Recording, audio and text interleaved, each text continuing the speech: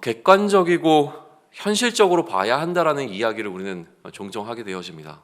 너의 상황을 좀 객관적으로 봐라, 현실적으로 봐라 라는 이야기를 우리는 하게 되고 또 듣게 되죠. 객관적이라고 하는 것은 무엇이냐면 주관적의 반대 표현이 되어지는데, 좀 제3자의 시선으로 너 자신을 바라봐라. 그러니까 네가 너를 바라보는 어떤 그 평가의 기준을 내려놓고 다른 사람이라면 너를 어떻게 볼 것인지에 대해서 한번 생각해봐라. 이게 너를 객관화하라는 어떤 이야기이거든요. 왜냐하면 제3자가 나의 입장을, 그러니까 나를 제3자의 시선으로 바라보게 되면 조금 더 나를 현실적으로 바라볼 수 있고 그렇게 평가할 수 있기 때문에 그렇습니다. 그렇게 제3자라고 하는 것은 시대가 가지고 있는 시선을 담아내고 있는 거죠. 세상이 지금 이 시대가 갖고 있는 어떤 지식, 또 지혜, 그리고 가치관과 세계관이라고 하는 것을 녹여 있는 그 시선 속에서 나 자신을 바라볼 때 내가 지금 현실적인지 아니면 나를 제대로 평가하고 못하고 있는지, 이런 것들을 좀 이야기할 수 있기 때문에 그런데요. 그래서 나름대로 제3자의 시선이라고 하는 것은 조금 더 과학적이고 조금 더 논리적으로 나 자신을 평가하게 되어지는 방식이 된다라고 이야기를 하는 거예요. 그런데 이렇게 제3자의 시선으로 나 스스로를 판단하는 것, 또 내가 타인의 입장에서 다른 사람을 판단하는 것은 대부분은 자신의 경험에 근거하고 있습니다. 내가 경험한 것들이 결국은 나의 주장에 힘을 더 실어준다는 거예요. 그러니까 이렇게 얘기하는 거죠.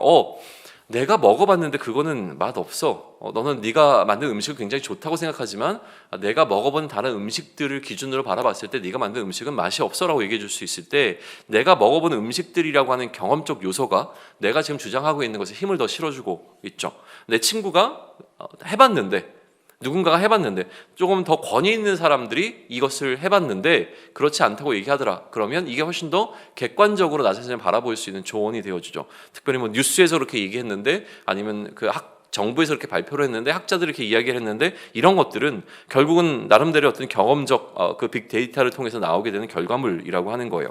그러니 이제 우리는 우리의 삶의 이 상황을 바라볼 때 어떻게 바라보는 것이 지혜롭냐라고 본다면, 실제로 성경은 우리에게 무엇을 얘기하냐면 너의 삶의 자리를 객관적으로 좀 바라봐라 라고 이야기하는 것이 아니라요, 이 성경은 우리로 하여금 객관적으로 보는 법을 알려주는 것이 아니라 이 상황을 어떻게 하나님의 시선으로 바라볼 것인가 라고 하는 것을 우리에게 가르쳐주고 요구한다라고 하는 사실에 우리는 주목해 볼 필요가 있습니다.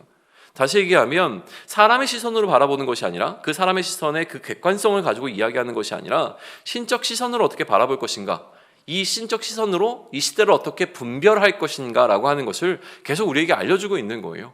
이 상황을 어떻게 하나님의 시선으로 바라보는 것이 훨씬 더 이게 하나님 측면에서 바라봤을 때의 객관성을 갖게 되는가 라고 하는 것을 이야기하는 것이죠. 하나님의 시선으로 나와 내가 놓여있는 삶의 자리를 볼 때, 그러면 이 하나님의 시선으로 나의 삶의 자리를 볼 때 가장 나의 이 판단에 힘을 실어주는 것은 무엇이냐면, 객관적 시선이 누군가의 경험이라고 하는 것을 통해서 그 어떤 힘을 얻듯이 하나님의 시선으로 바라본다는 것은 결국 성경적 근거를 가지고 옵니다. 성경 속에서 하나님의 백성들이 경험했던 그 경험적 요소들이 이 하나님의 시선으로 우리가 우리의 삶을 바라보는 데 있어서 근거가 되어진다는 거예요. 그렇기 때문에 우리는 우리보다 앞선 시대를 살았던 사람들에 관한 기록이 담겨있는 성경을 중요하게 여길 수밖에 없는 것이죠.